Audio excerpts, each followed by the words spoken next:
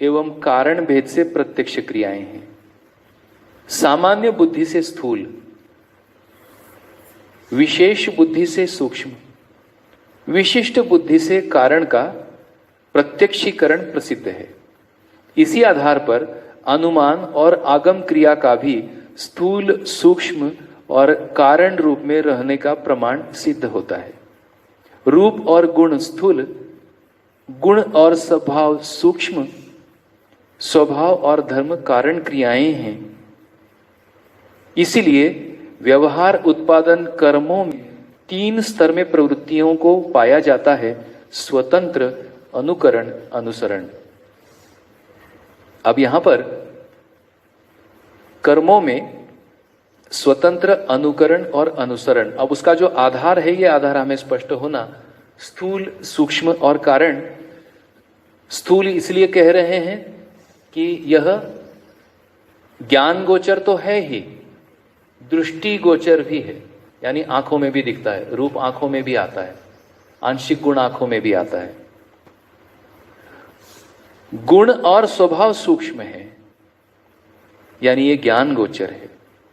स्वभाव और धर्म कारण क्रियाएं हैं, ये ज्ञान गोचर क्रियाएं हैं। इस प्रकार दृष्टि गोचर और ज्ञान गोचर, ये हमें स्पष्ट होना। स्थूल, सूक्ष्म एवं कारण भेद से क्रियाएं। अब ध्यान देते हैं, ये कहां की बात हो रही है?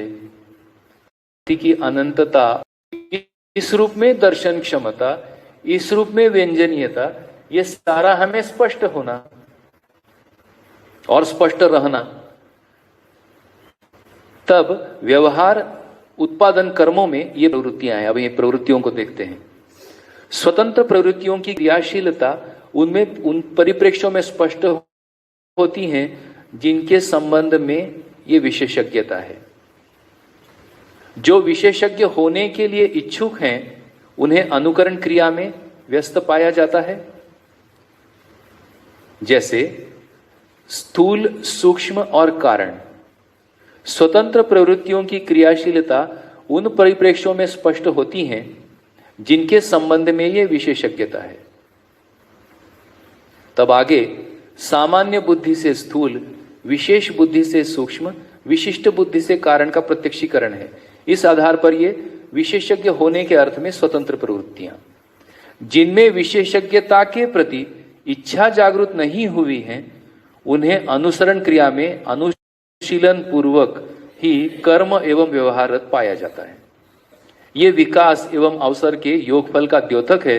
प्रधानता व्यवस्था और शिक्षा ही है।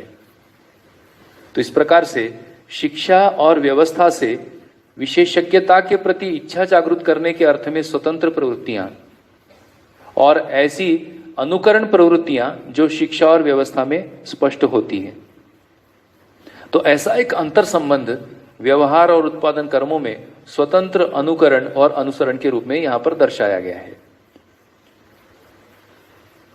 तो हम तो चाहते ही हैं कि विशेषज्ञता के प्रति इच्छा जागृत होना, पर उसके लिए अनुसरण क्रिया में अनुशीलन पूर्वक व्यवस्था होना, जिससे कि विशेषज्ञता के प्रति इच्छा जागृत होना, जिससे कि स्वतंत्र प्रवृत्तियां विकसित हो। अब आगे स्वतंत्र सक्रियता स्थूल, सूक्ष्म एवं कारण क्रिया की सानिध्यानुभूति क्षमता से, अनुकरणात्मक सक्रियता स्थूल एवं सूक्ष्म क्रिया की सानिध्यानुभूति क्षमता से, यानी इसमें कारण क्रिया के लिए जिज्ञासा होना।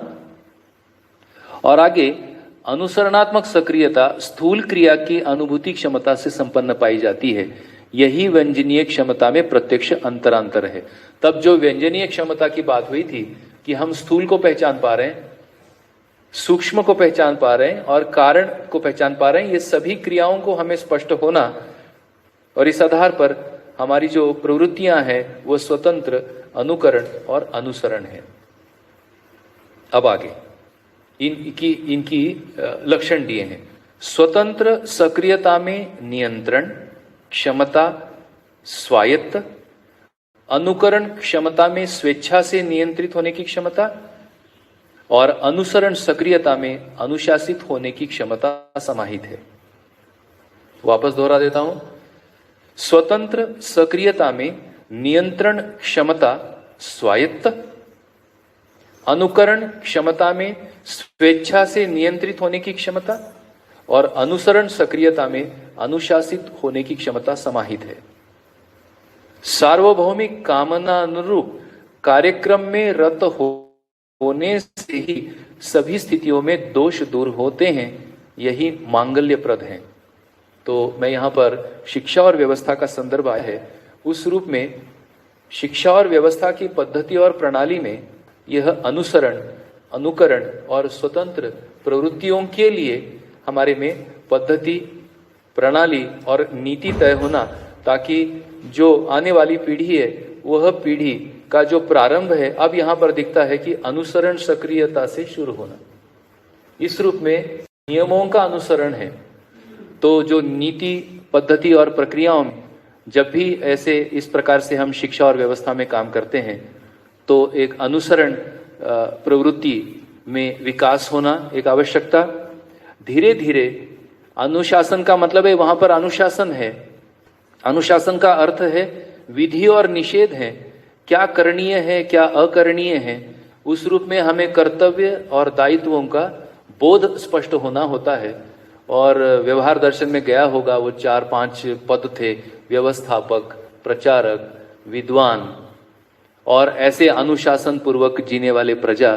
तो यह एक अनुशासनात्मक सक्रियता जिससे कि अनुसरण प्रवृत्ति हमारे में विकसित हो, जो कि अनुगमन के लिए प्रेरणा है, परंपरा के अर्थ में चलने के लिए प्रेरणा है। और फिर स्वेच्छा से अनुकरण क्षमता हमारे में आना और फिर हमारे में स्वतंत्र सक्रियता यानी स्वायत्त होने की प्रेरणा हमारे में आना। स्वायत्त मानव की अवधारणा सभी को स्पष्ट है, तो स्वायत्त मानव की अवधारणा यहाँ पर दोहरा देना मुझे संयुक्तिक लगता है, क्योंकि यहाँ पर ये जो शिक्षा और व्यवस्था के संदर्भ आए हैं। तो स्वायत्त मानव की अवधारणा स्वयं के प्रति विश्वास, श्रेष्ठता का सम्मान, प्रतिभा और व्यक्तित्व में संतुलन, व्यवहार में सामाजिक और व्यवसाय में स्वावलंबी, इस प्रकार की सक्रियता ये स्वतंत्र सक्रियता है। तब सार्वभौमिक कामनानुरूप कार्यक्रम में रत होने से सभी स्थितियों में दोष दूर होते हैं, यही मांगल्यप्रद है। अब इस पर थोड़ी सी चर्चा कि सार्वभौमिक कामनानुरूप कार्यक्रम में रत होना ये क्या है। तब इस पर एक चर्चा हम कर सकते हैं कि हम पूरा जो दर्शन है, यह दर्शन का जो जैसा मैं स्पष्ट हो रहा हूं, भाई मैं इसको क्यों पढ़ रहा हूं, तो एक सूत्र है अखंडता और सार्वभौमिकता। यह हमारे चित्रण में स्थिर होना। अखंडता के मूल में मूल्य है। अब यह मूल्य संपृक्तता की स्थिति से यह मूल्य हम यदि पहचानने का प्रयास करते हैं तो अखंडता के रूप में समाज दिखता है। तो समाज में जो मूल्यमयता है, यह मूल्यमयता मुझ में स्थिर होना, इसको कहते हैं अखंड सामाजिकता। और सार्वभौमता के मूल में संबंध दिखते हैं। तो इस प्रकार से मूल्य और संबंध में एक सूत्र होना, यह सार्वभौमिक कामना के रूप में समझ में आता है। तो इस प्रकार से अखंडता और सार्वभौमिकता की कामना अनुरूप जो कार्यक्रम है, उसमें हम रत होने से हमारी जो सभी स्थितियां हैं, इन स्थितियों के दोष दूर होते हैं, यही मांगल्यप्रद है। अब ये दोषों को एक बार वापस बताए हैं कि पर धन, पर नारी, पर पुरुष, पर पीड़ा ही व्यवहारिक, सामाजिक एवं भौतिक उन्नति तथा जागृति में बाधक है। राग, द्वेष, अविद्या एवं अभिमान भौतिक जागृति में अवरोधक सिद्ध हुए हैं।